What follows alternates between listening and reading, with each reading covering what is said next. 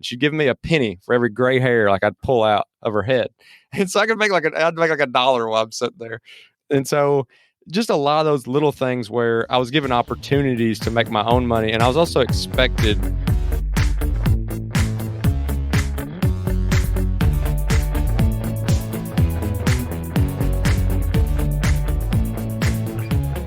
Welcome to The FI Show, where you'll get a behind-the-scenes look into financial independence. Here's your host, Cody and Justin. Hey there, everybody, and welcome back to another episode of The FI Show. But before we get into today's episode, let me check in with my co-host, Justin. What's going on, man? Hey, Cody. Well, this past weekend, there's no big extravagant out-of-town trip to report on, sadly.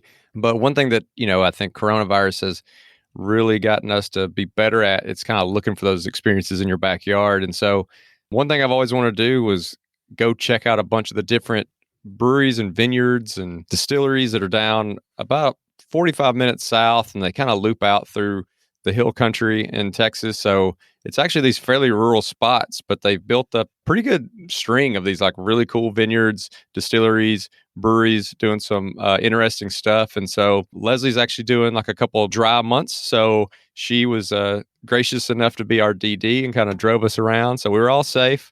We did a big kind of like hour and a half loop where we just stopped in a few different places, sampled some stuff, and checked out the different properties. How about you, man?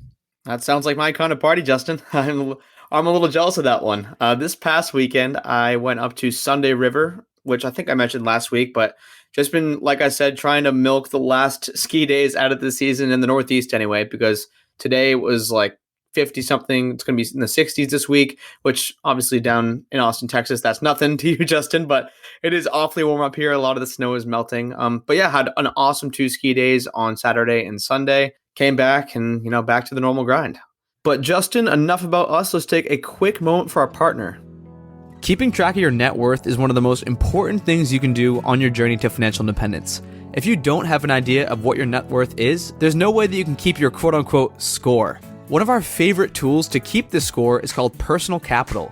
If you haven't already started using it, it's an online software that basically compiles all of your data, it crunches all your assets, all your liabilities, and spits out a net worth number and allows you to track it day by day, month by month. Yeah, Cody, one of the big things that hold people back when they're doing activities like tracking their expenses or tracking their net worth is just they look at it as a big burden. And this allows you to go in with one username and one password and access as many financial accounts as you have. These can be loans, these can be 401ks, these can be HSAs, bank accounts, credit cards. They're all linked there. The other thing I really like about Personal Capital is it's very investing focused. So you can go in there and look at your allocation across your entire portfolio. So you don't just look at your allocation in one type of account, but your allocation as a person completely.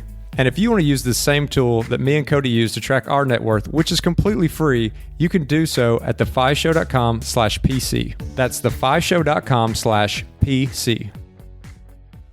So this week, we're kind of continuing with this theme that we've been doing with the show, if you've started to notice, where we do these kind of sets of episodes with 3 episodes, 2 with guests, 1 where me and Cody kind of wrap it up and to give a summary and get to shine a little bit more light on how we've seen the topic in our own lives. So if you remember, we had Dan and Jake on the last 2 episodes, both who are teachers, and they're really trying to get the younger community into things like personal finance, not even necessarily the FIRE movement. I mean, although some definitely are, but that as well as just being armed with how to take care of their own personal finances, because I think most people would agree that's a topic that in our public schools, especially, you're just not seeing enough emphasis on. I think we could all argue whether it's more important to dissect a 100-year-old book or whether it's important to know like how to not get in overwhelming debt the second that you're able to when you go to college. But I think this community, we know how important that is. And so that's what those 2 guys are doing. And so we're just going to kind of talk through some money lessons that we had growing up, maybe some ways that we talk to people who are just getting into personal finance, and just kind of wrapping up how it is that we got to know personal finance, and maybe some tips for getting those in your life who aren't there yet up to speed. Awesome. I guess I'll kick this thing off then, Justin, and we'll just kind of, roll through the years. And like you said, we can ask each other questions. We can, spruce in some tips or, things we might have wished we'd known at that point. But going back to the very beginning, I guess I'll start with like pre-making money, Cody. This is like me from age 0 up till honestly, I think I got my first little side hustle at like 10 or 11. I was working at my uncle's disc golf shop.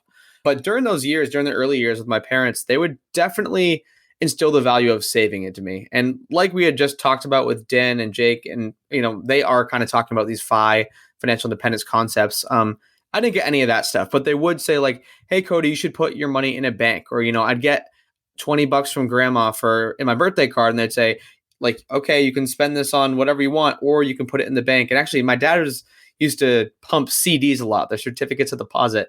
Be like, you can put $50 in a CD, and it will be, $52 next year if you keep it in there long enough. Actually, I think rates were probably a little bit better when I was a kid, but pretty much a majority wasn't really any entrepreneurship stuff, which a lot of people know me for now. It was mostly just, save as much money as you can, never spend more than you earn, which I guess isn't even a lesson you can teach at that age, but definitely building the foundation for that type of mindset for once I started to get real money. How about you, Justin? Yeah, I mean, for me, little things started happening when I was really young that I can look back to as well. I mean, we didn't really have a lot of money, and so that in and of itself is like a lesson where you learn to do with less. We learn to kind of make it a game, like to have fun with it. Like I, as a very young age, just was kind of weird where I would get excited about like finding the best deal on like the cents per ounce. And this is back before, now it's pretty easy. Like you go in there, most stores have like a little orange or yellow kind of thing next to the price, and it breaks that down for you. And that hasn't always been there. And so it was some little math lessons for me as a kid, but it also was like fun for me. I'm like, no, this giant box, like they're trying to make you think that you're getting the bulk savings, but actually it's just a marketing ploy, and the smaller box is cheaper or whatever it might be. And and my granddad also had a big part in it because he was a farmer. Most of his business was cash and stuff like that, but he kept like crazy books. He had these little tiny kind of legal notepads, and he would just keep up with everything, like how much stuff he sold, how much money he spent on seeds, how long it took him to do a bush hogging job, which if you don't know what that is, a bush hog, it's kind of like saying a Kleenex, right? It's one of those brand name things. And so it's the brand name of the big mower that you would pull behind you behind a tractor. And so it's kind of like industrial size mowing your yard, but like a field. Didn't even think about it. That's not a common term until it came out of my mouth. But he just kept these like really good books on everything. And I think that he saw in me that I had an interest in that really young. And so more than my other cousins, like he really pushed me to save and to think about it. And he'd be like, okay, like count up all your money. And okay, how much do you have? Well, how much more would you need to go from, say you got $27 to get to $50? Oh, well, I need 23. Okay. Well, like how many, watermelons would we have to sell to get that? Okay. And like just kind of going down that path. Also had the CDs myself. And I will never forget that I had some CDs that earned 7%. And that's after they'd actually dropped some. And I think now, like, imagine if I just had this tool where I go and park my money there. And it's not like where we say the stock market average is 8%, you can pretty much count on it. But like, without a shadow of a doubt that you got 7+%, like done. I wouldn't even care about the rest of investing. I'd be like, give me that. I'm good. But yeah, then even little things like, I would just do anything. Like my grandmother, this is kind of, I don't know, you could say it's gross, whatever, but we would take my cousin to summer school because he, like he had some issues in school and had to go to summer school, and we had to sit there and wait on him. And she'd give me a penny for every gray hair like I'd pull out of her head. And so I'd make like $1 while I'm sitting there. And so just a lot of those little things where I was given opportunities to make my own money. And I was also expected, as much as reasonable to pay for my own stuff. Like if it was things you really didn't need, like a video game or Pokemon cards, like that was on me. And yes, you'd get Christmas and birthday money, but all those other things in between didn't really come, which, I think it made birthdays and Christmas a lot more special, and it made me respect the dollar a lot more. Now that you're saying all this, I have so many different ideas and things that I definitely didn't mention. And I think you kind of had a mixture of kind of like I did. You had an uncle who was intentionally telling you this stuff, like for financial reasons. And then you kind of pick up other stuff along the way, just from people's actions, how they perceive the world, whether they're, saving every penny or fixing things instead of buying new things. And I totally now am thinking back to my childhood. my mom was like one of those couponers that would literally cut coupons for 2 hours. And like looking back, I'm like, that was such a waste of time. And I'm sorry, I know she's listening to this, but it's such a pit. It's like start a side hustle or something. Come on. But like just knowing that, and my dad would also do the same thing on a larger scale. He would try to get like the best deal on a vacation or the best deal on rock concerts or whatever the thing might have been. So they were always like deal hunting. And so I guess, kind of subconsciously that instilled into me that, hey, I don't have to pay full price for everything. And I know, Justin, you mentioned this last time, like there's always some weird little hacky way to get a better deal than everybody else is getting if you want it bad enough. I think that's something that I definitely got from them. And also what I just mentioned before, if it's broken, try to fix it before you go and buy a new thing. I think that's definitely a trait that is diminishing, definitely amongst people I know and people in my generation, and even myself. Like sometimes I'm just like, screw it, I'm going to buy a new one. I don't feel like trying to fix it. But man, that's such a powerful thing. And I'm sure anyone who had like depression age parents, anyone who was in those times where just money was so tight and things were so tough. I mean, you carry that for the rest of your life, and that will save you thousands and thousands and hundreds of thousands of dollars, perhaps, depending on the type of stuff that you're fixing. But yeah, man, so many early lessons. Alrighty, Cody. So we kind of covered that, like that really young age, like the age where I don't really think most people think about the lessons that they're teaching their kids or about money. But, there's definitely, hey, showing that we remember it. So it does work. But what about when you get up into like that teenage kind of age where maybe you're starting to drive, maybe you're starting to work an actual W-2 job? Like, what did that look like? Yeah, so it's kind of the same themes that carried out. I was still saving as much money as I could. It was similar to you, Justin. If I had, necessities like food, my parents would pay for it. But if I wanted Pokemon cards, if I wanted a cool new toy, if I wanted some PlayStation game, whatever the thing might have been, I would definitely have to pay for that myself. And that's why I was working all these little odd jobs. But that kind of the same thing. I was like addicted to seeing those dollars grow in those CDs. And I don't remember the rates exactly when I was that age, like early high school. And I think the rates were probably like, I don't know, maybe in the 3s or 4s, which is obviously a lot better than they are now. I don't even know what CDs are now, like 0.4% maybe. I have no idea. But I think I had a pretty good savings rate. Obviously, I don't know what it was. I wasn't calculating it. I did not have the Justin Taylor official spreadsheet of seeing what I was making. And I wasn't making much. I mean, my first job, like I mentioned, when I was like 10 or 11, I was making $5 an hour. And then I was making like $10 an hour. And yeah, never really got over like 15 maybe in high school. But yeah, I was saving as much as I possibly could and seeing that compound interest grow. I think we've had a lot of guests actually who have talked about that, whether it was investing in stocks or putting money in a CD, just like getting the concept in your head. And it's so crazy. Like something that small, putting $50, putting $100 in a CD or equivalent and seeing that money grow without you actually having to trade your time for that money growing. It's a mind blowing concept. And I mean, quite frankly, most of my friends, most of the people I know, they still haven't conceptualized that concept. So obviously I was super lucky to get that early on. And I guess the one big purchase / mistake now that I'm looking at was, like I said, I did have to buy my own cool stuff. And so I was going to buy my first car, my 2009 S40 Volvo with the turbo. And my dad's like, yeah, go for it. It's a safe car. It's going to be reliable. And I had saved up $12,000 at that point when I was 16 and a half or 17. So I was a saver. Like I was grinding. I was working throughout all those years, but that was literally everything I had. And I spent it all on that car, literally every penny. Like I had zero savings after that, literally nothing. So looking back on that, I'm like, oh my God, I put this in the market then and it would be over $100,000 by now. And you always, you can always look at the numbers in retrospect. But I think for a majority of those years, like up until early mid high school, I definitely was super responsible, as responsible I could be with my money. How about you, Justin? Yeah, for me, I really only had like the 2 different jobs other than like I do a little bit of mowing on the side, but I didn't really have a business. It was just like mowing. My dad's got a huge yard that I would mow, whatever. But my real 2 jobs were washing dishes and a cook at KFC. And the cook at KFC was where I maxed out my earnings at about $7.25 an hour. So there's no big bucks coming my way, but it's funny. There's a moment when I was working at KFC, and it's actually related to buying one of my first cars. I had a lot of cars when I was younger, but I never lost money on them. I just would like buy them and sell them for exactly what I paid for them. But anyways, like one of the first cars that I had was this hideous like 1990 Nissan. Like it's before Nissan made Frontiers and Titans and all this. They just had like the Nissan pickup truck. That's all. It was just a Nissan pickup truck. And it's this tiny little thing. two-wheel drive, low to the ground. It was white with window louvers, if you know what those are. It had these like pastel stripes going down it. It had a handmade like wooden center console that this old man had made. And that's how I came about the truck. My uncle's like, hey, this guy that he knew, the older guy, passed away. He's got it for sale, $2,500. Well, at the time, I had a Jeep Grand Cherokee that had a V8 in it, and like gas was starting to get expensive, and I just couldn't afford to keep gas in it. I see this little truck. I could sell the Jeep, buy this, even swap, and it gets like, double the gas mileage. But it's a stick shift, so I don't really even know how to drive it when my uncle brings it by while I'm at working at KFC one day to give it a test ride.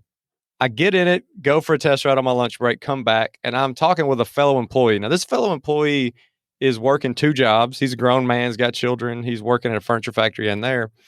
And when I come back, he's like, what do you think? And I was like, yeah, I think I want to buy it. He's like, how much is it? And I said, so actually, the truck was $1,500, not $2,500. But anyways, I say, yeah, I'm going to buy it. It's $1,500.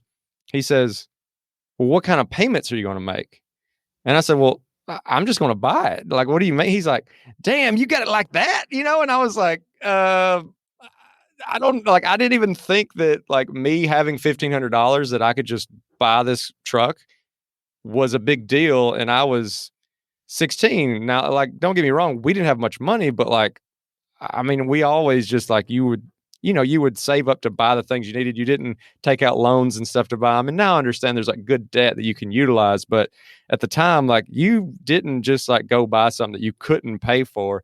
And to realize that like, hey, I'm working next to people who are grown, who still would like really struggle with a $1,500 purchase. Like, I think that was like one of those moments where I didn't realize it at the time, but it like really made me think about like, this stuff is like serious and it can get away from you and you got to stay in front of it, and that what you're doing is working, and like that you're able to buy this and not go to some terrible loan shops when you don't have credit and pay 15% interest to buy this $1,500 truck. Like I just think that was one of those moments where I'll never forget, like not even realizing how empowered I was to be a teenager and just to be able to buy a $1,500 vehicle.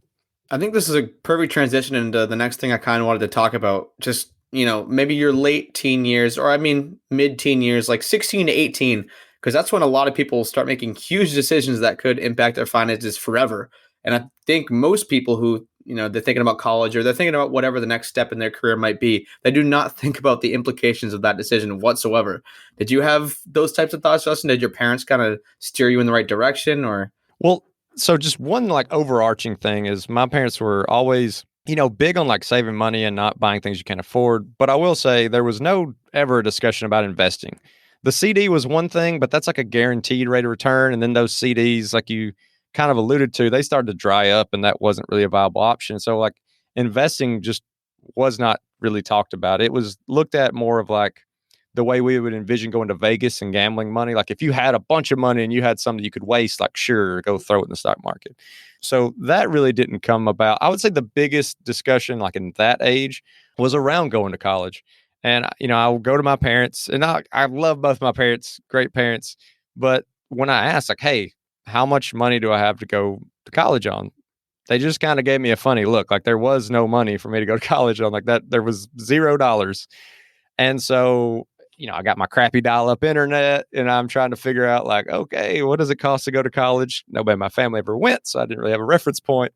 And I start to realize like that, it's kind of doable if I can get the right scholarships. And so I go talk to my like guidance counselor at school and I say, hey, like I'm thinking about going like straight to this university. I'm a little worried about like going to a local community college just because like I'm worried I won't ever leave. Like I feel like I need something to push me. This is like in my high school, everyone had to register for the local community college. Like it was like a class they would have basically where they'd come in and make you. And he looked at me and he said, if you want to put your parents in debt for the rest of their life, I'm not going to be a part of it. And that was like the conversation, like if you want to call that a conversation. And that was the best thing that ever happened to me because that got me so determined to figure out how I could go to college. It kind of bleeds into the next phase, which is college. But like I took the ACT 7 times while I was in high school, got the high enough score where I had good scholarships, ended up doing a ROTC scholarship on top of it. And, I ended up making a decent amount of money while I was in college. Like after paying for college, buying a car, buying a motorcycle, I still probably saved, almost $10,000. And that's after paying for college. And that was all with just scholarship money. And I didn't have a job while I was in college, but that's all because like I just got so angry at this somebody telling me that like I would have to put my parents in debt for me to get what I wanted, that I put a lot of energy into figuring out how to get all those scholarships. Well, I definitely did not make money while I was in college, but I'd like to think I did it somewhat strategically. I mean, and I guess the one non-strategic thing I did was type in what careers can you make the money the fastest? And it's like finance. And I'm like, perfect. I'll go to school for finance. That sounds really good. Because I wanted to make money. At that point, actually, kind of toward the end of high school, like I wanted to get rich. I wanted to like drive a Lamborghini, which is totally the opposite path that I kind of want now. But I was just like wanting to make as much money as possible. Not exactly sure where it came from. I'm sure it cultivated from all those money lessons and saving and whatnot. But yeah, that was kind of my mindset. I was like, I just want to make a ton of money. I want to be a super rich guy. But at the same time, I was looking at some of these schools, like private schools that were $60,000 a year. And once I kind of like wrapped my head around, oh my God, like if I go to this school, that's going to be $240,000 in loans after 4 years if I don't get any help. And my dad is like, oh, like we'll try to help you as much as we can, bud. And I'm like, well, that ain't gonna happen. Like you're not gonna be footing a $60,000 bill every year. So ultimately ended up picking a state school, going to UMass Amherst. And kind of like you, Justin, I was grinding my butt off, trying to get as many scholarships as I possibly could. Didn't go the RTC route, but did get a lot of different scholarships. And I used the template method I've talked about before I think I applied to legit over 100 scholarships because I really didn't want any debt. Yeah, I ended up getting through school, and I guess I won't jump through college, but I ended up getting through school without any debt, fortunately, kind of between scholarships and grants and just AP classes and graduating a little bit early. All that stuff ended up working out. But yeah, I mean, those initial decisions, those initial conversations, like just thinking about how much money that is. And like I mentioned, I wanted to get rich, so I kind of understood how money worked and compound interest on the good side, like investing and CDs and stuff like that. But just thinking about compound interest on the bad side, on the debt side, it just like made me sick to my stomach. I couldn't even imagine having $200,000 in debt. I'm sure we have people listening who have been in that scenario, and maybe you got in that scenario without knowing it. I mean, I'm sure there's doctors and lawyers and people who intentionally get into that financial position, but man, it's a scary thing as being a high school kid, not having that education like Dan and Jake talked about. I mean, if you don't get that stuff, that is literally, and not to give your counselor any credit, but that is a decision that could cripple someone's financial life for the rest of their life if they end up in just more debt than they know what to do with for a job that doesn't pay them much. So I guess that's a long-winded way of saying that we both did pretty good, Justin. Yeah, we found a way to figure it out, and it's I know that there was a lot of little things in there that aren't necessarily repeatable, and it's not something that everyone can go take and do. But I think it's just an interesting look at what our story is. So it's not saying like, hey, if you had to take out loans, like what's wrong with you? Why didn't you try harder? But at the same time, like I just think it's cool for us to share like the stories that we ran through. Definitely. I guess one of the last pieces we should talk about, and we could probably wrap this last part up faster before we kind of get into more general tips and that type of stuff. But when did kind of financial independence or like getting serious about finances come to the picture, just to kind of, bring this thing full circle? Yeah. So I think there's like this distinct line between like, I mean, from my first memories, like I was always, frugal, you call me cheap, whatever you want to call me, but efficient, as I like to say. But there was no thought again of like investing or, I mean, I never even heard of this concept of early retirement. None of that until like basically I started my first real job, which was the Air Force. And I wasn't making that much money. I mean, I think it wasn't bad, but it wasn't like I was just crushing it. I think I was bringing home around $40,000 a year, high 30s, maybe after taxes, 40, something like that. But to me, that was like the most money I'd ever seen. I mean, because my rent was like, I don't know, $400 a month because I was renting out the basement of a place. Like there was a couple of us living there. So my first thing I did is when I kind of made that bad car choice. It seems like everybody's got a bad car choice, but I'm like making that money and I'm like, oh yeah, I'm going to get me a nice car that I can keep for a long time. Now, luckily it has been a good car that's lasted me. I still have it, but I bought a 2013 Ford Fusion hybrid. real aggressive sports car. and I it was like a year old when I bought it. I think I gave like 23,000 for it. And yeah, I think the same thing. It's like, man, what if I would invest that 23,000? I could have like a sick Tesla. But anyways, like, but what pushed me to financial independence is I get out there, I've got the money, I've got a career, I've graduated college, like I've checked all those boxes, but I really wasn't happy. And that's what got me into thinking about like, well, what really does make me happy? And it's being around my friends, it's being around my family, it's getting to see new places. Okay, I was an engineer in college. Like, let's reverse engineer this. How do you get that? Well, you need to not be working every day in order to do those things. Well, how do you not work every day? Well, you need enough money. Okay, well, how do you get enough money? And it just kind of led me down that path of saying, okay, well, I got to figure out a way to get more returns. Okay, let's look into this investing thing. What's some strategies? And then that, along with looking at places like Thailand and stuff where I saw how cheap it was, it led me into some of these articles. And like most people, hit Mr. Money Mustache the first time, hit that article about the shockingly simple math behind early retirement. And from there, I was hooked. And so like in probably 2015, I start getting really serious about it and start even to the point where I'm making like bets with people. And I'm saying like, hey, if I'm not retired by the time I'm 42, like I'll do this. And now when I look at it, it's like, I realize for me and the way things have played out for me, I want to be in a position to where I'm going to really surpass that. Like 42 is not even going to be a stretch for me. And at the time, everyone thought I was crazy. But for me, that was really helpful, like to start letting people know, to not just make it my little secret, to like tell people this is what I'm going to do. And, kind of like put myself on the hook for it. Like if I don't do it, I'm going to look silly.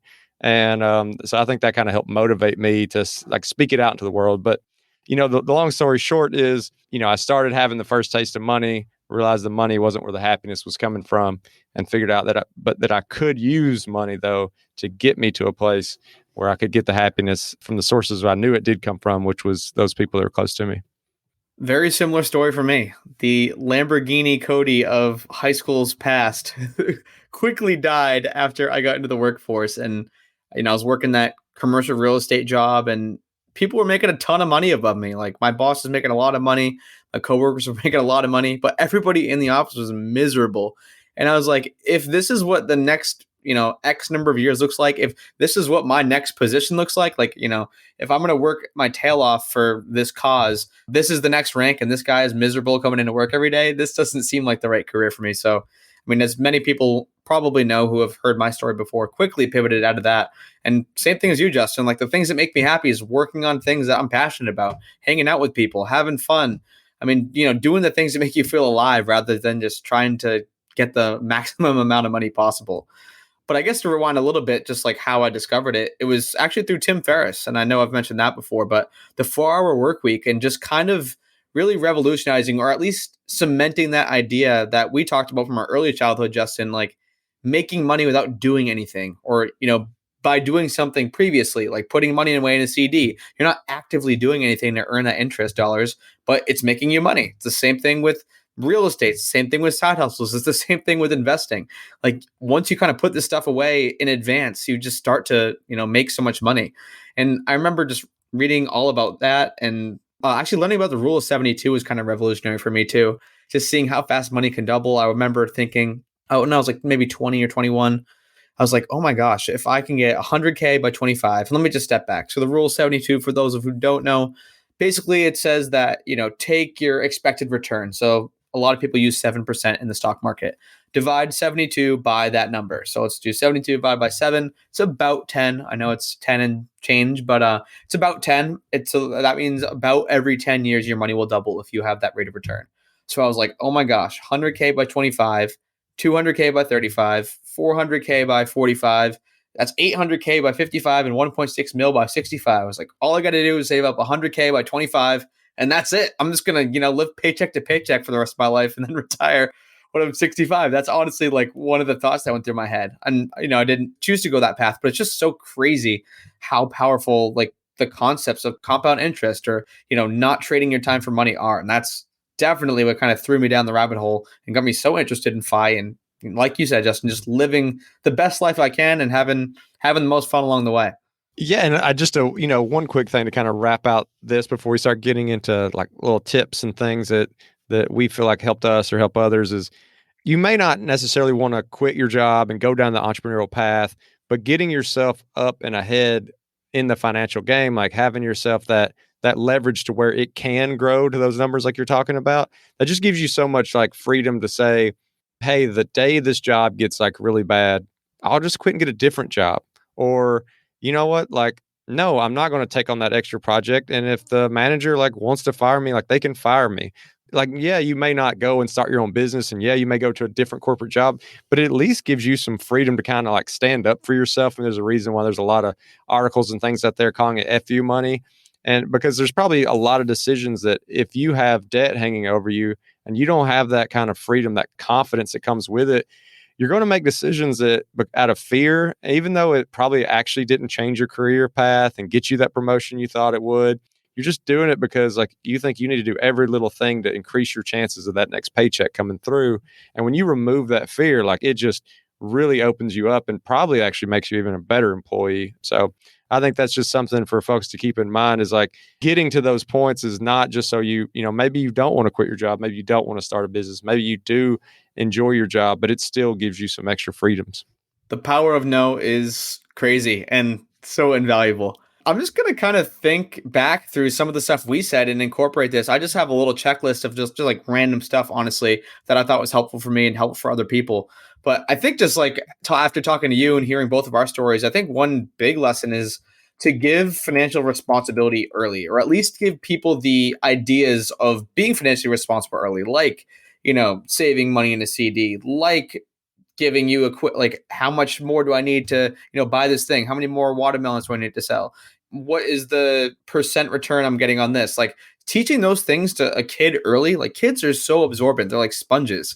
I think if you can get those lessons out to kids early, and unfortunately it's because a lot of these adults haven't got this financial education, they don't have the classes in high school or in college or whatever, so they don't even know that themselves. They're working and probably spending most of their paycheck. That's what a majority of Americans do, or I guess just people in the world do. So yeah, give that financial responsibility early, and I think that will just yield huge benefits down the road. I was thinking of stuff that has struck me over the years that I just realized now that I'm like, wow, maybe that's a reason why I'm like that. And I think Justin, you could probably say the same, that those financial lessons early on really help shape your adult financial future. Yeah, Cody, and when you're talking about giving kids responsibility too, like I think that piece is really critical because I know you've mentioned it before. I think we all learn so much more from failure than we do when something goes right. Like we remember when things go wrong. And when you give kids a chance to fail when they have that safety net, like you're there to help them, and it's not really a big decision, like it'll feel big to them in the moment. But like if they have like $50 from their birthday and you let them like spend it on the things they want to, and then you can take a step back and say, okay, now like you can buy that if you want to, or like, you can wait this long and it'll be this much money, or like, if you'll wait till say it's like a Black Friday sale coming up in a couple months, like if you can practice some patience and wait and get it for 20% off, like you can get that plus an extra game or whatever it is, like letting them make those decisions to where it's really not that critical if they fail, but they get to fail and they get to see what that feels like and they get to see what trade-offs are. I think that's really important. And another thing I think was interesting that we heard from one of our guests, and I can't remember which episode it was, they had a family member who would take them to different restaurants and stuff or different businesses and would say like, let's get you like a couple dollars worth of stock in this company. Like when you're a kid, you may not understand investing and all that, but when you say like, hey, like you love going to McDonald's, like now you have a little tiny piece of this company. And every time that you see somebody come through that drive through and hand them money, they're handing you a little bit of money actually. And like I think some stuff like that is cool to where people look for ways to make it tangible to younger people, instead of going down some really technical rabbit hole. Just give them opportunities to see their day-to-day life and how it interacts with investing. Yeah, something else that I'm kind of thinking here too, and I know I definitely have the entrepreneurial bug has bit me a little harder than you, Justin, but I'm actually curious to hear about like your personal experience with this type of stuff. And it doesn't have to be like you're not throwing together some huge business or being a kid entrepreneur, but I think teaching personal finance lessons through small business, and literally small business could be buying and selling Pokemon or Yu-Gi-Oh cards like when you're a kid on the bus or something. Like I did that with some of my friends. But I think from the income side of things, like, yeah, you can teach a kid how to save more, and you can teach a kid, the power investing and compound interest. But, being able to conceptualize the income side of things, like kind of calculating how much margin you're getting. Like, obviously, you're not thinking in those terms, but you're like, what, if I buy this Pokemon card set for $5 and I get a rare card out of it, like I might be able to sell that for $20 and I'll turn this much of a profit. Like, I think there's just so many lessons embedded in running a business. And unfortunately, I forget who said this one too. We've had a lot of awesome guests on here who have said really smart things, but most people unfortunately don't treat their life like a small business or like a business. But if you do kind of think of your life in that lens, like making sure that your bottom line is always green, making sure that your life is always profitable rather than like having a business that's profitable, I think that is such a powerful thing. And something you just mentioned there, it's so much more low stakes when you're a kid. You're not taking out loans and starting a restaurant. Like, you might just have a little business where you're walking around the neighborhood raking leaves, or maybe you're hiring your friends to rake the leaves for you and you're skimming some profits off the top of their head from what you're charging the people. Like, there's just so many crazy lessons that you can imbue on these kids that hopefully, down the road will, at least, even if they don't want to be entrepreneurs, will just at least help them conceptualize like the power of money from the income side. Yeah, and I mean, I actually, I got to give myself a little credit. I've had a couple little entrepreneurial ventures. The first two that come to mind are maybe slightly shady. Where the first one, I was so young. I mean, I think I was probably like 8 years old, and I would get water bottles that I had, and I would refill them with tap water, and I would sell them to these kids that would get on the bus after football practice who were just dying for water. I would sell them used water, like disposable water bottles filled with tap water. That was my first one. And then I did something that would probably get you on like a news flash if you did it today, but I would go to the auction and I would buy these, like, they're kind of cool looking little pocket knives that had like the push button where they flip out. And I would sell them at school. Like, I'd get them for like $1 and I'd sell them for like $6 or $7, and I would sell them like out of the field house at school. But then my most reputable, like, better earning one was that actually got me my first decent car. The car that kind of sent me off to college was I took out a $6,000 no interest loan that you had to use to buy cows. And so my dad already had like a farm and stuff. And but that one was one where, I got to understand like that dynamics of a business. Cause like, I think when you're younger, you see something like, okay, it costs this much to buy this, and you sell it, boom, profit. And you don't think about things like operating costs. But when I got to start learning about like, oh, well, the fence just broke, we got to split that. Hey, you got to buy feed. Hey, you got to do this. Like, this one got sick and, it needed like the vet to come out. Like, those things were that was a cool model where I got to see the operating costs too, whereas it wasn't just so simple as you buy for X, you sell for Y. See, Justin, you do like entrepreneurship. I do. I just can't figure out one that pays me as good as the corporate world does. Totally fair.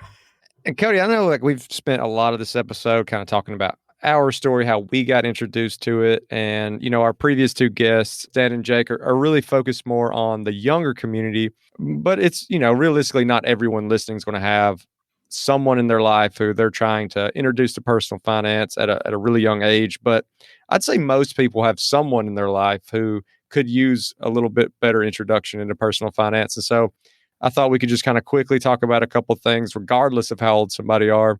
And for me, the biggest thing is really making them feel like you're not being judgmental, especially if they know like, hey, Cody's that guy who's like going to retire. He's already like doing his entrepreneur stuff. Like he doesn't have to do the corporate stuff. He's got a crazy savings rate. Like, he's on, I'm putting him on this pedestal, and like, I'm so far from that. Like, I don't even want him to know about my finances. Like, I think that's really important, is to just really make them comfortable, make them know that you're not judging them.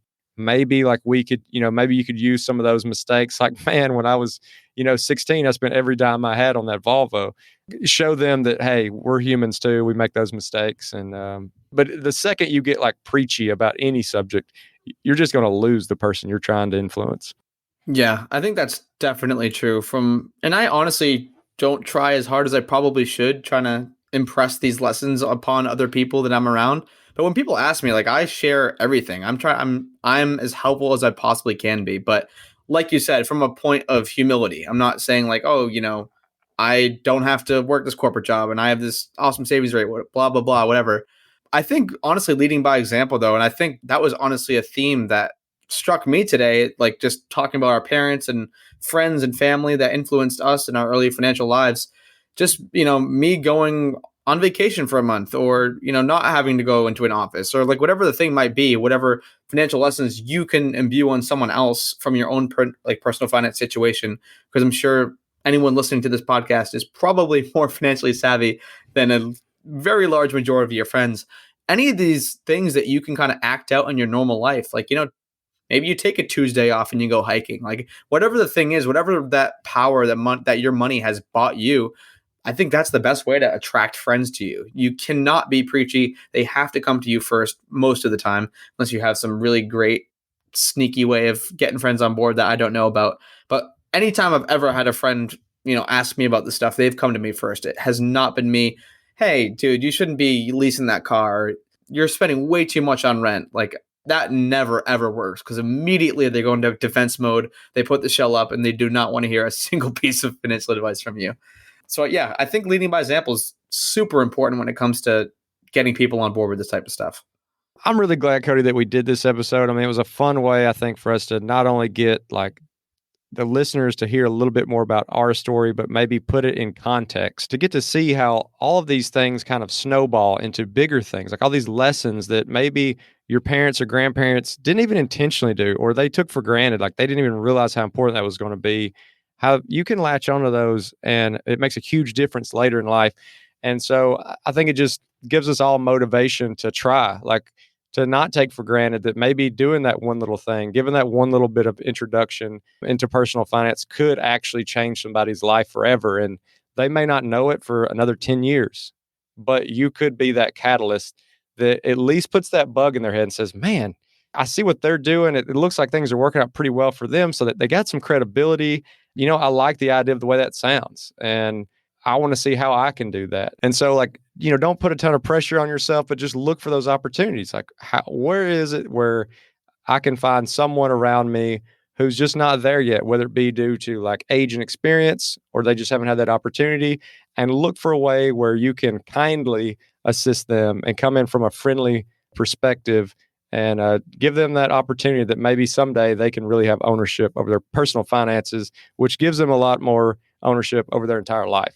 I hope everybody really loved listening to this episode. I know me and Cody had a blast putting it together. And if you want the link to go kind of look at the notes that we typed up, or maybe it's even just to get the link to share to a friend so that that's the way you introduce them to personal finance, you can do that at thefishow.com/early lessons. That's thefishow.com/early lessons. And as always, if you want to check out our Facebook group page, you can do so at thefishow.com/community. And we always appreciate those 5-star reviews. They help us get great guests like we had today. And if you're interested in supporting The Fi Show, you can do so by checking out some of our partners over at the resources page, which can be found at thefishow.com/resources. And thanks for listening.